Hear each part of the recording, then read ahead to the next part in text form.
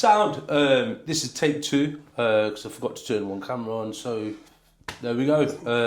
Not professionals, always say. Just a couple of guys and a couple of cameras trying to do the do. So forgive us.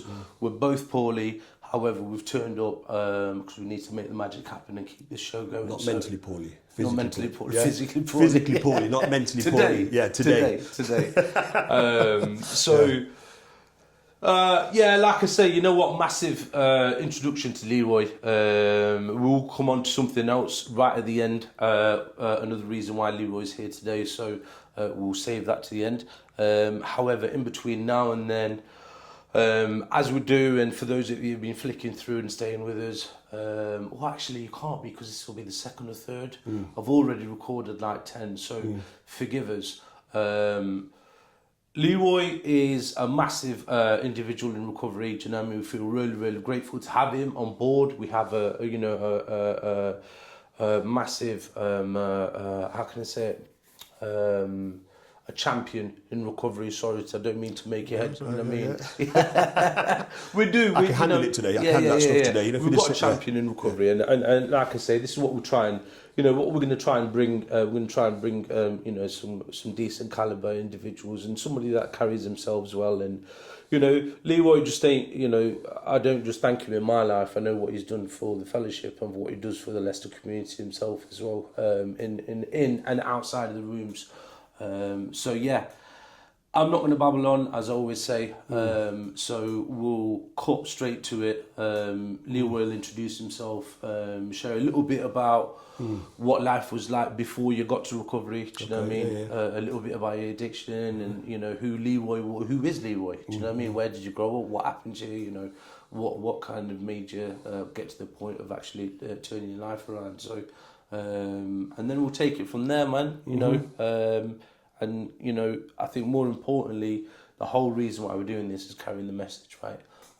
So, you know, I'd rather you focus more on that because, you know, you've got some wisdom. So, yeah, over to you, brother. Nice one. Okay, so, yeah, I'm Leroy, as you've said. Do you know what, when you was talking then, I was sitting here and I'm thinking, and it's something I've been reflecting on. There's a massive movement today in recovery, and it's beautiful to see.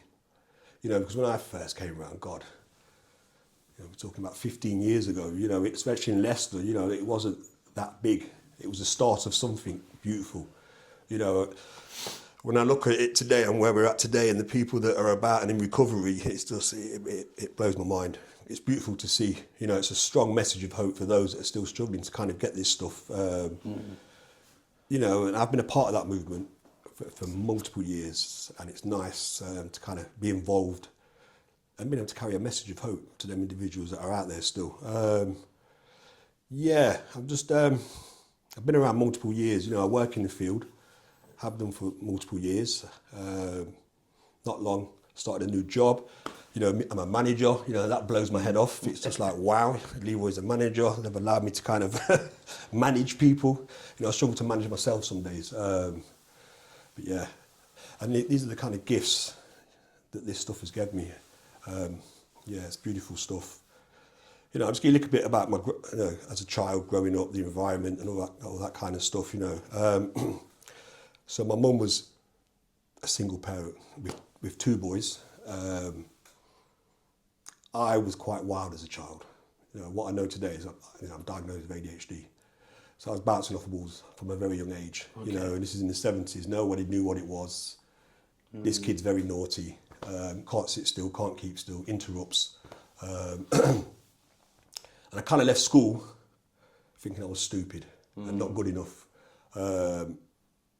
because severe dyslexia and ADHD, it wasn't recognised in them days, you know, and I was constantly outside headmaster's office, constantly in isolation.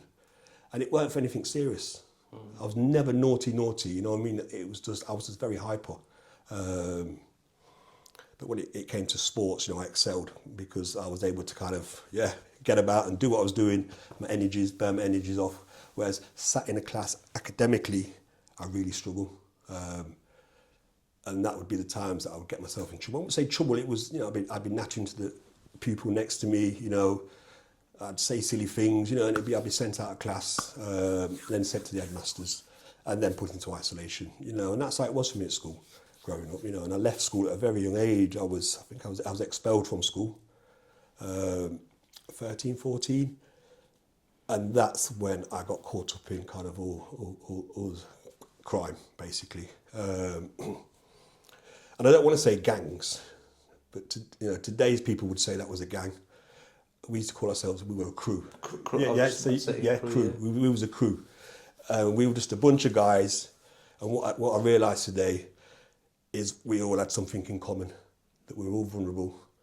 We all had all these underlying issues going on, and we just kind of connected. But we'd be getting up to no good, you know, and my crime would escalate. You know, it started off with kind of nicking car stereos, you know, and that progressed.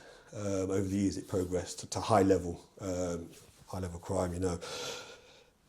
But going back a little bit, you know, 13, 14, children's homes, you know, and that weren't because my mum didn't want me. My mum did everything for us in the sense of she worked hard, but she wasn't available, if that makes sense, because she was working all week. And then at the weekends, you know, she'd like to go out and have a drink with her friends. You know, she was very young when she had me. She was 15. So you can imagine, I'm 14, she's 28, 29. She's still trying to live her life as such, going out and doing all that stuff. So there was no, what's the word I'm looking for?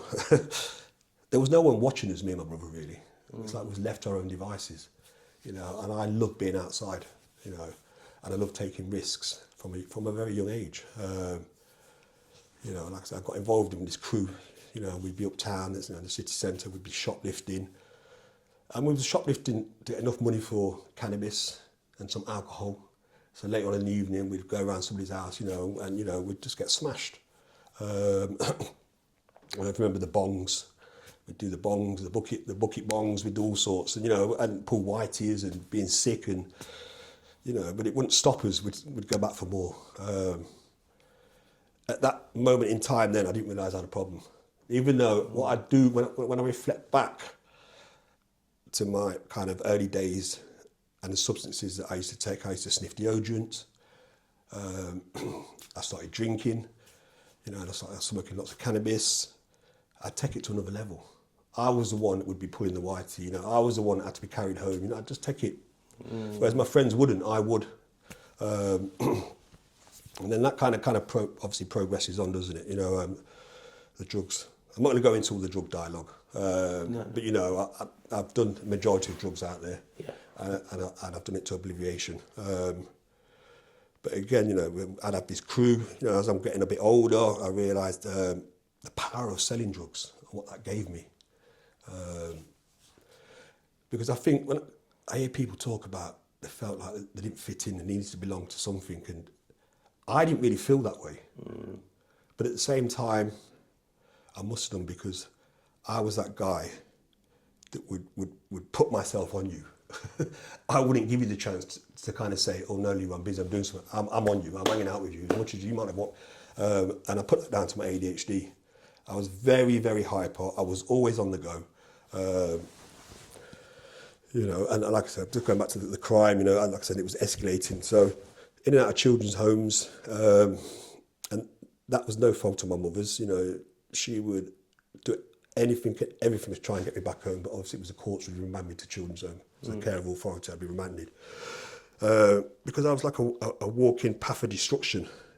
If it weren't nailed down, I'm having it, you know, and it was constant. I'm racking up all these offences. And it wasn't long before I was sent to a young offenders institution. I was 14 at the time. And I spent 4 days in there. That's early, man. Yeah, that's early. This is what I'm saying. I was just about to say, I wonder how old he was. Yeah, I was about to ask, what was that, 18, 19, 14? 14 was my first time in the Young Offenders Institution, and I spent 4 days there while they was waiting for a secure children's home for me. The clothes didn't even fit me. Wow. The clothes didn't fit me. But yeah, I spent 4 days and then they found a children's home and I was sent off to this children's home. But what I will say is, from 14 to about 19, I was constantly in young offenders institutions. I wasn't out long. I was in more than I was out. Yeah. And it was never for anything serious. It was just silly things, you know, shoplifting. I say silly things. You know, I used to burgle pubs, I'd burgle co-ops, the odd robbery even there. You know, and my first young offenders sentence was 18 months. And to me, that was like a lifetime. It felt like a lifetime. I would have been about 16 when I got that. I did 13 months. And that was my first real experience of kind of prison. I say prison, young offenders, but because I got moved from my local young offenders to one in Northampton, Wellingborough. I don't know if you've heard of it. It used to be a young offenders institution, you know. And when I got there, you know, I was terrified because I'm surrounded by all these Londoners that were intimidating, and they had all these different little gangs. But I just kept myself to myself majority of the time. I just kind of got out of there as quick as I could. But it didn't stop me. It didn't become a deterrent. Because I remember coming back onto my estates in Leicester and the boys saying, the boys were saying, well done, man, you know, and I'd lick a bit of the chest, I've been down the gym. And it just massaged my ego. It just reinforced at that time me continuing to do what I'd been doing. Like I said, prison wasn't a deterrent. In all this, while this is all going on, you know, I'm destroying my mother. My mother's looking in and seeing all this stuff, you know, even though I wasn't living with her because obviously I was in and out of care home and in and out of offence institutions. And it's like I'd met myself homeless as well. I would sleep anywhere. I wouldn't go back home, I'd sleep anywhere. Because I'm just excited. It's like I can't explain it. I'm just excited by life. And I wanted to get into the mix of things. And that lifestyle carried on for 25 years. You know, like I said, obviously the crime escalated, got more serious, more not professional, but, you know, I got involved in drugs, selling drugs, and, you know, on a big scale. I like the money. I like what came with it, if that makes sense. Like the power, the control, I loved all of that. But I like drugs as well. And that was my downfall every time, you know, it was drugs every time, you know. And my last prison sentence was in, 2007. And I just had my second daughter. She was, when I went away, she was, how old was she? 4 months old. I remember when I came out, she was 18 months old. But something happened to me on that prison sentence, in the sense of, normally when I go into prison, I play up anti-authority. I'm not conforming. I'm going to do what Leroy wants to do. But this sentence wasn't like that. I kept myself to myself. I didn't want to be there. You know, I was questioning, where's my life going? What am I doing with my life? You know, I can't continue like this. I've got 2 daughters and a stepdaughter. What's wrong with me? Why can't I stop doing what I'm doing? You know, and leading up to that as well, you know, there was the drugs, and I'm talking, you know, I ended up on hard drugs. It's like I meet people and work with people that will use a certain drug throughout the whole of, you know, their drug history. I was that guy. I would change. I couldn't sit with one. So there was a multitude of drug use. But, you know, when I put drugs in me, it was to obliviation. I didn't take it. Like somebody would sip a glass of wine or sip a beer. That wasn't me. I'd get the can, I'd be like, I have to gulp it. If I had a glass of wine, I'd have to knock it back and then refill, knock it back, refill. And it was the same with the drugs. It's like I had to take it to obliviation. Do you know, so just before Leroy, so you was just about coming on to, this change of psyche in this prison sentence. Yeah. Prior to that, because not many people talk about it, right? So obviously when you're out there moving weights like packets of biscuits and whatever you're doing, right, and you're earning a couple of quid, the ego, the lifestyle, the false pride and everything that kind of comes with it. Because I know you well enough, to ask you this. Because that's just a facade, right? Do you know what I mean? Yeah, of course. That stuff's just the eggshell outside, yeah? It's like my armour. Yeah, that's your armour, right? So even though, because I know we could go to the biggest man in Leicester right now, he could be flossing right now, but we could go to him and actually sit him down and say, how are you feeling? Yeah, exactly.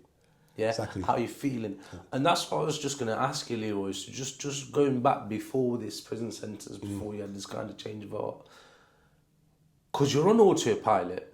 So you've skipped, hopped, and jumped through wire wires and prison sentences and the streets, and and probably probably by now he's probably skipped past crews, and you probably had your own little crew or gang or whatever you call it, or what you was doing. So you've skipped through life. Was there at any point that you tapped into your feelings, or was there any recognition of, I feel a bit fucked here? Or...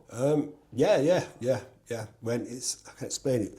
My drug use, I was that kind of drug addict that during the week, if I'm working, I wouldn't use drugs. Well, I would. I smoke cannabis and I might drink a bit of alcohol here and there. But then come the weekend, and this is me functioning, by the way. Yeah, this is me functioning, thinking I'm doing all right. The weekends, Friday comes, it'd be down the pub, and I'd promise my partner at the time then, a few beers with the lads, I'll be home. And if you'd have put me on a lie detector, I'd have passed. Because I genuinely meant that. Yeah. But it never turned out like that. So I would be out from Friday to Monday morning, sniffing cocaine, drinking as much vodka as I could, and popping as many pills as I could. But that was okay, because I weren't on the hard stuff in my head. Because I'd experienced the hard stuff many years prior, and it was a short spell. I say a short spell, it was a year of being on the hard drugs for about a year. And the reason I'd stopped the hard drugs because I got a big sentence. I came out, and that's when I got my first job, and I tried to kind of do it all, live normal, and hold down a job and a family and all that. And I couldn't. I managed it for 5-6 years. But then, obviously, the hard drugs came back in. And I would be having suicidal thoughts. I would question myself, why? Why can't I be like them two over there? That couple walking down the street, holding hands, smiling. Or, 6 in the morning when I've been on a bit of a binge, and I'm making my way home and I see people going to work. I used to laugh at them. Normal earthlings. Yeah. I used to laugh at them and say, yeah. I'd be like, you lot are crazy, man. There's easier money to make than getting up in the morning. You're just being controlled. All that kind of silly stuff, I'm telling you. But as the years progressed, and the pain got deeper and harder, and I was starting to realise I didn't want this lifestyle anymore. I want what they've got, but I didn't know how to get what they've got. And that's when I kind of just accepted you're just going to be a drug addict all your life. You're living out of prison all your life, because if you could change, you would have changed. You can't change for your children. You can't change for partners. You can't change for your mum. It's just like, I love my children dearly, but I would have stepped over them to use. In fact, I did step over them to use when they were babies. So there were times where I sat with myself and reflected, and but the pain would be that painful. I would use. I'd have to use to kind of mask that pain up. And I've heard people talk about, as long as they could keep putting something inside them, they was all right. It's when they stopped putting something inside them that they wanted to end their lives. I definitely reflected, and like I said, when I got into prison, we just spoke about the psychic change. There was something going on. I've heard people talk about spiritual awakening and all that kind of, something was happening. Because all my prison sentence, I would mess around, I would lose days, I'd be in solitary confinement, I'd be shipped to different prisons. This prison sentence was different. I got myself an orderly job, which I'd never done. I was on enhanced, which I'd never had. I was yes sir, no sir, mopping floors. And I wanted to change. I really wanted to change. I wanted to turn my life around. But I didn't understand what I was dealing with. You know what I mean? I didn't understand what I was inflicted with. So like I said, I came out of prison, and it started off good. I had a good mindset, get a job, and just focus on working. I got my children, but it wasn't long before I thought it was a good idea to get back on the roads and start doing what I know what to do. And it wasn't long before I relapsed again. And this is when I tried to take my life, because I thought, what's the point? You know, I mean, I'm no good to my children. I'm not look at my mum. What about me?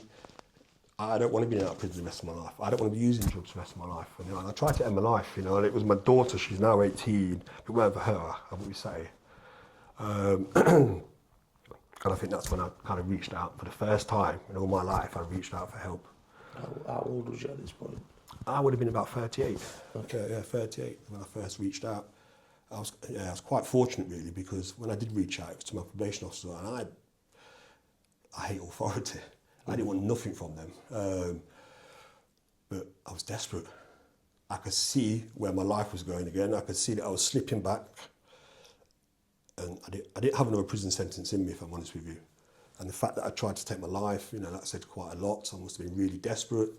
And I was ashamed. I was ashamed of what I'd become, because I grew up on this estate. I had my crew, you know, and we was quite, we respected. Yeah, I'd like to think we was respected. You know, I'd become quite ashamed. I'd hide away. You know, my phone would be ringing, my friends would be ringing. I'd ignore them because I was ashamed of what I'd become again. I met a gentleman that's accessed support groups, and I was speaking to him and I was explaining, you know, from my experience, I think I was 4 days clean. I said, but from my experience, I know I'm going to relapse. I know. I need help, you know. And he suggested that I come along to this group. You know, so I met him, went into the group, and I sat there. And for the first time in my life, I felt like I wasn't alone. I felt so alone. I had all this stuff inside me that needed to come out, that I've been carrying for years. And I'm sitting there and I'm listening to these members in this group talking, and I'm identifying and stuff's resonating. And I just thought, wow, it ain't just me then. You know, because I thought I was a bit off key, a bit mad, you know, something not. So when I'm hearing these people talking, I realise it isn't just me. And then the reading from books and cards, and it's all making sense. It's all making sense. And I left that group that night feeling so much lighter. So you must have found some massive sense of relief. Mm-hmm. Yes. Like I said, it's freedom, isn't it, from self. I was so consumed with self, all about Leroy. I've not realised how lost I was, and kind of, yeah. It's the lifestyle that I was living wasn't for me. The things that I was doing were wrong, and that was eating me up.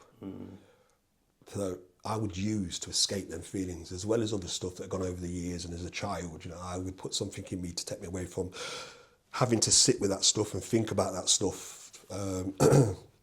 So yeah, definitely freedom. You know what? Yeah. As you were sharing, and I don't really get this too often, Yeah. but as you were sharing, I was kind of picking up the anxiety-driven lifestyle that he was living. Just because I was there whilst you were just sharing it, I was thinking about it, and I was thinking, you know, every day we'd get up, you know, and we'd put on the facade again just before we open the door, before we wake up on the estate. Go in the wardrobe and get that facade out and put it on. The mask. Put this mask on.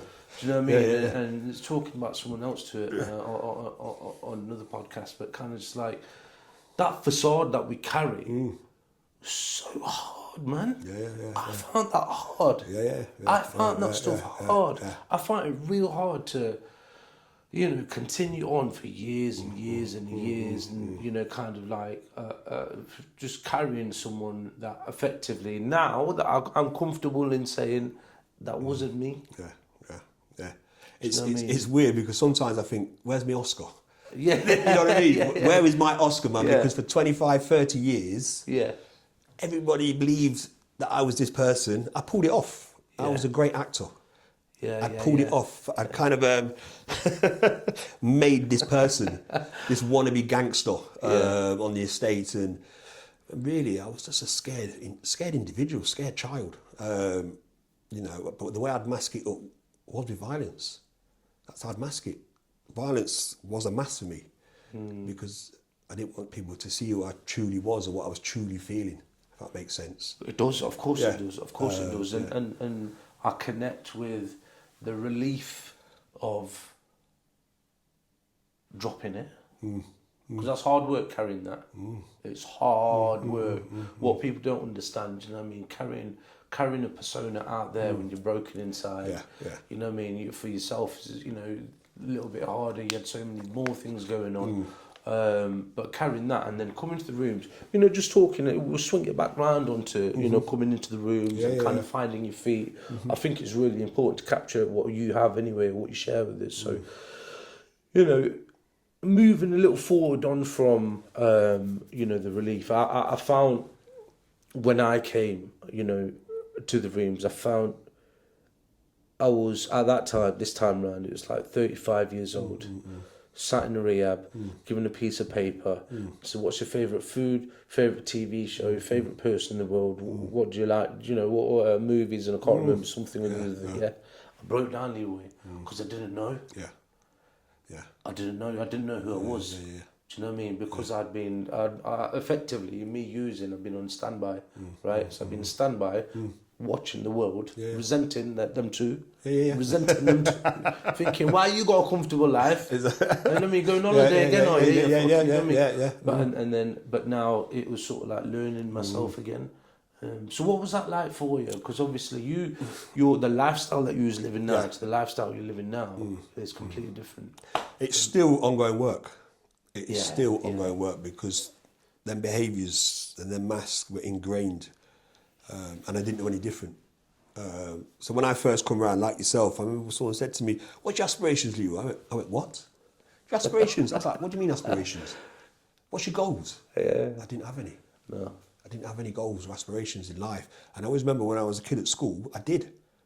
You know, I wanted to be a deep sea diver. I really wanted to be a deep sea diver. Wow. Yeah. Then I wanted to join the army, you know. But this stuff had just been pushed to the side. So yeah, when I first came around, someone said that to me. And I remember someone saying to me about talking about relationships and, do you have a relationship that meant it was a male? And I was like, what? I ain't gay. I'm not gay. And they were like, what? I didn't get it. You know what I mean? That's how uneducated I was. I didn't get it, you know. And for me and you've got a brilliant relationship. You know what I mean? Whereas back then, I would have said, "Nah, man, I ain't gay." That was my mentality. So I've had to learn a hell of a lot about myself.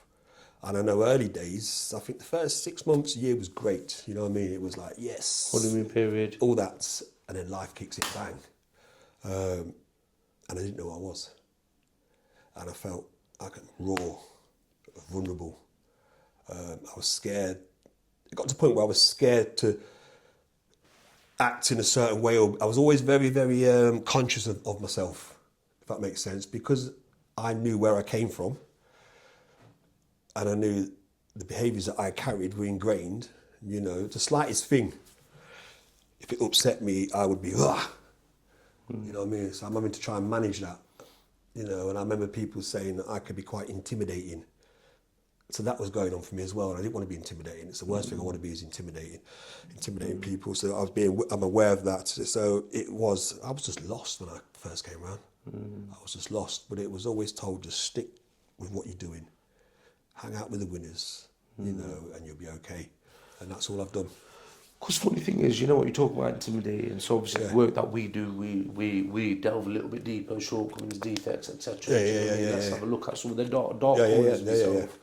And it is a work in progress. And this is what, you know, when family do ask, you know, obviously I don't go around, I don't need to over-explain to myself because we don't need to do that today anymore. But, you know, when someone, you know, you're talking about traits of, you know, still being intimidating, you know, for me, I've still got traits of, you know, I've still got a short fuse and I've got to carry resentments a little bit longer than I need to. I like to sit on them for a little bit. We all do that, brother, man. We all do that. A bit of pain, you know what I mean? Self-harm. So, And you know what? I'm going to sit here and cry and let you lot know I'm sitting here and crying, that kind of thing. Do you know what I mean? But that stuff, like you said, it's still there. It's still part of us, even though we've left that life alone. That life is there 5 years ago, and for you, what, 13, 14 plus years, or wherever you're at. You know, for me, it's kind of like that stuff comes up when I'm driving and I've been in my lane for the last 2 miles and somebody decides they want to cut up right at the end, I'm seething. I want to get out of the car, but it's 9 o'clock in the morning. I've got kids crossing the road. See, that's the kind of thing I would have got out of the car. Yeah. Early days in, I would have got out of the car. Yeah. And this is what I mean about, So, you know, this is when we talk about, you know, reaching out and talking and stuff. Yeah. But, you know, and I like that it's a work in progress. You know, initially I thought, fantastic, I've been clean for a year or two. Yeah. That's my whole life. But when my old ugly head starts to rear up in these kind of situations, is learning how to contain that and manage it and, you know, suppressing it here and there, you know, and you know, being able to live with it. You know, so I think one of your things, I just want you to share a little bit about, you know, moving a little bit forward. So thank you for what you have shared so far, Leroy, I really do. Moving a little bit forward on from that. So without saying where you work, and also what you did where you previously worked for like 12, 13 years, why did you choose this? I always ask people that work in services, 'cause I'm the same way. Because I know you got opportunities elsewhere with a little bit more quid, you know, a couple of, you know what I mean, with a little bit more money. But why did you choose to work in services, and why do you still do that? And why do you still help out in meetings or in the recovery support group? Why do you answer your phone at 11 o'clock at night when someone's head's fallen off? I believe it's meant to be. I believe that's what God wants from me. I believe because I didn't want to work in the field. That wasn't. I'd never give that, you know, a second thought. I wasn't even like I want to work in and be a drug worker or whatever. It just happened. It's straight. Basically, you know, for me it was going back to when I requested help and I approached my probation officer and they signposted me to a drug service, and then they got me involved in peer mentoring, so volunteering, supporting individuals getting into recovery and kind of share their experience with them. And I liked it. It felt right. And I got a lot from it. You can't put a price on it, I don't think. No. You really can't. I did that for 2 years. I'm a man that, back in the day, I loved money. You know, I loved to drive nice cars and wear nice clothes. I was that kind of guy. Yeah. But when I got into this voluntary work, it just did more for me than any amount of money could do for me. You know, and I went off to university. I did a degree in drug and alcohol counselling, and I enjoyed it. I just enjoyed all that stuff. That's massive. Yeah. And a little earlier, you said you struggled reading and writing in school. I'm severe dyslexia and ADHD. And now you got a degree. I got a degree. I've done many courses prior to that and after that, at colleges, and I enjoy it. I enjoy learning. I really do enjoy learning. But going back to your question, it's like I fell into it, but I feel it was meant to be. Otherwise, it wouldn't have happened. And like I said, for 2 years, I was volunteering. And then applied for my first role with probation. Right. And people were like, "You ain't gonna get a job there, Leroy." But I got the job. Wicked. You know what I mean? And I was there for about 18 months, and then applied for a job in drug services because that's where I really wanted to be. Yeah. And I got the job. And then obviously I was with them for multiple years. And now I'm in a new job as a manager, which I really do enjoy. Sometimes, you know, the self-worth and self-esteem can kick in. I don't think I'm good enough. I ain't going to be able to pull this off, you know. But it's going all right and I enjoy it. Fantastic. Yeah. And I trust in the process. Yeah. Amazing. You know, obviously the term didn't exist then with lived experience. Yeah. But you are one of the few that I know that had started working for services that many years ago with lived experience. Do you know what I mean? Because it wasn't, now it's sort of like every man and his dog are getting a job, with lived experience. I don't mean that in a bad way to anyone who's just got a job. It's easier to walk in with lived experience. It's easier to walk because services are, you know, very recovery focused now because of 20% recovery agenda and that.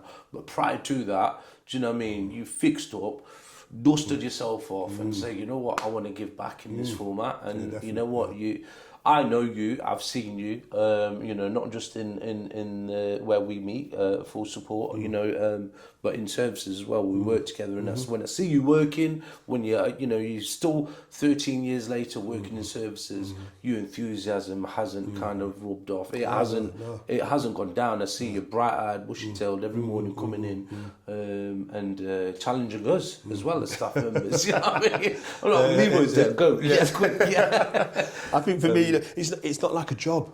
Nah, I don't Does that see make it sense? with that. It's not like a job. I don't think Sunday I've got work tomorrow. God, no. Yeah. I It's a lifestyle. And I enjoy it. I get a lot from it, you know. And in fact, now I'm looking forward to going to work tomorrow. I look forward to going to work, you know. So I enjoy what I'm doing, and it's just I feel privileged because there isn't many people out there in society that are working in jobs that they really enjoy doing. No, you know what I mean. We're chasing the money, so we take a job to chase the money. But I'm content. My children are happy. I'm in a loving relationship. You know, my son lives with me. My relationship with my mum is beautiful. You know, she's my best friend today. You know, and same with my siblings. You know, it's just it's beautiful. I want to complain and I want to moan and I want to play the victim. Yeah. Reality, on paper, I'm all right. Yeah. Life's good. Yeah. You know what I mean? Life is good. It really is. And that's because I just do what's needed to be done and I look after myself today. Yeah. So. No, good man. I appreciate your time, Leroy. I really do, and I guess coming back onto it, you know, not to take up too much time again, but coming back onto it. This way of life is, for me anyway, and I know for you and for many others, it's like a lifestyle now. Do you know what I mean? For me, it's this is who I am. You know what I mean? Recovery was my forte. Do you know what I mean? With whichever side I was sat on, you know, 15 years in and out the rooms, and you know, similar for yourself, and all you've been around a lot longer. But it was that thing of I didn't really have a skill as such. I weren't really taught a particular topic at school that I could have carried on really. However, I know how not to do things. I don't know how to do certain things, but I know how not to do certain things. Yeah, definitely. And you know, my way of giving back was, you know what, I like, and you know, when I come across you guys was many years ago. You know, I looked up to, and I still look up to you guys. You know, what I mean, I still think to myself, these guys. When I went out and done research, come back and I look. These guys are going to the same. These guys are still doing the same thing, same meetings, same format, and these guys are killing it. They're still doing great.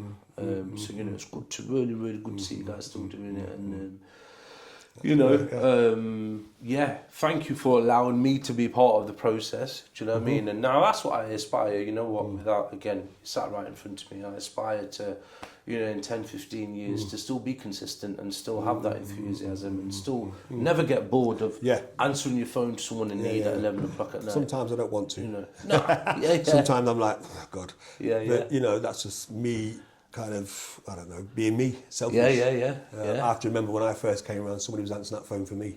You know what I mean? And was there for me. And I had to remember that stuff there. And, you know, one of the biggest, it's my son, you know, I have to be available and present for him. You know, my daughters are quite strong individuals and they know what they want out of life. One of my daughters, she travels, she's travelling now. But my son is a boy, he's 14. And I worry a lot about him. I don't need to be worrying, but I'm one of these heads that worry about things in life. And I worry a lot about my little man because I'd never ever want him to go down the path that I went down. So being there for him and being that positive role model and being able to guide him and direct him in life, you know, for me it's a gift, it's a blessing. But I can only do it being in recovery because when I'm not in recovery, I am selfish, useless, self-centered, all about me. You know, and I'm resenting and I'm blaming and you know what I mean? But it's not like that today. No.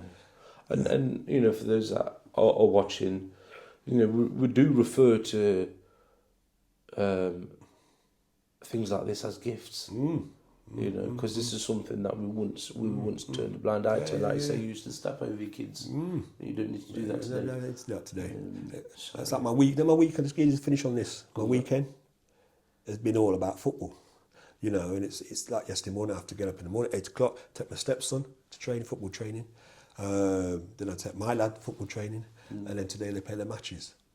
And that's my weekends.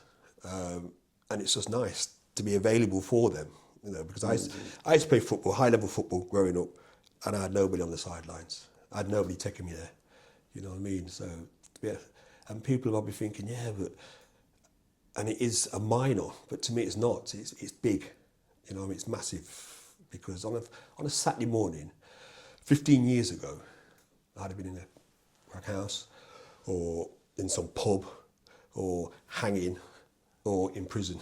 Missing. Just not available. Just not available. Yeah. Just not available for them. But today I am.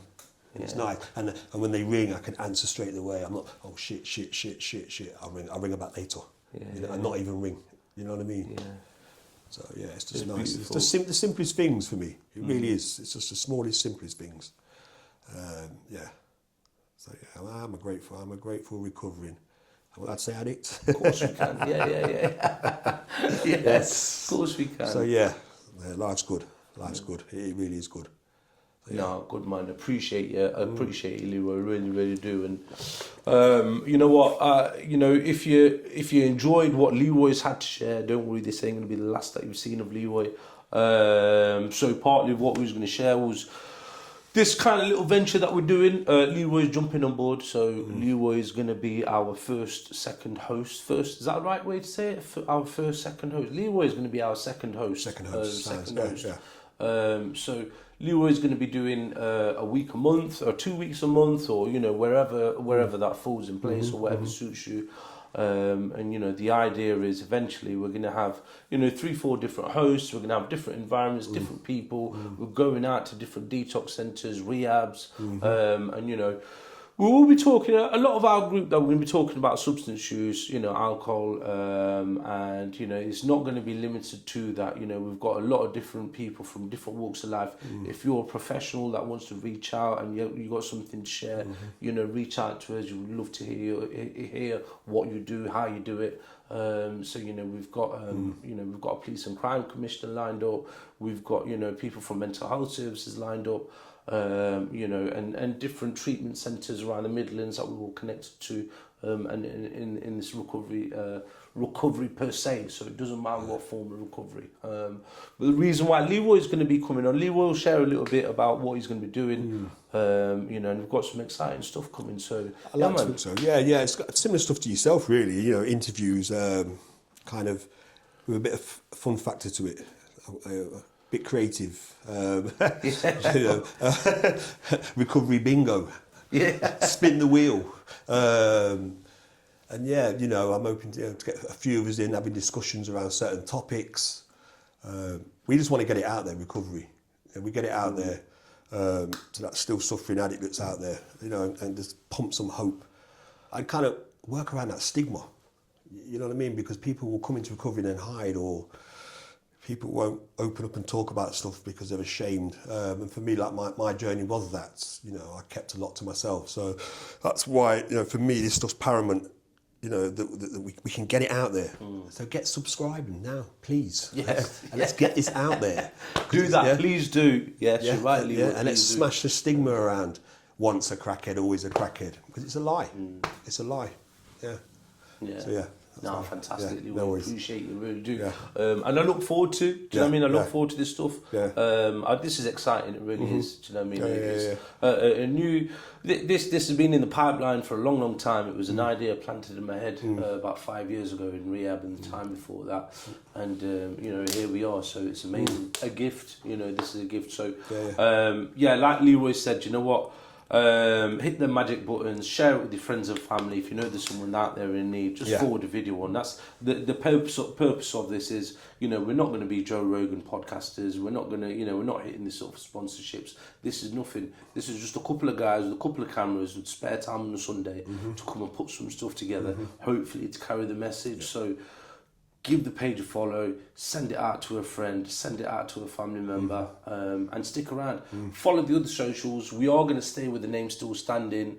because we are still standing. I was going to change it. I was going to change the name. I didn't even know it was that. Still standing. Still standing, yeah. Oh, you didn't know. I didn't even know. I was going to change the name, but there's a couple of others, but we will outgrow them and we will outperform them with your help. So, and it ain't going to take much doing. So, yes, I appreciate you. Love to all of you guys that have tuned in and stayed with it throughout the process. So, Leroy, thanks again, brother. I really do.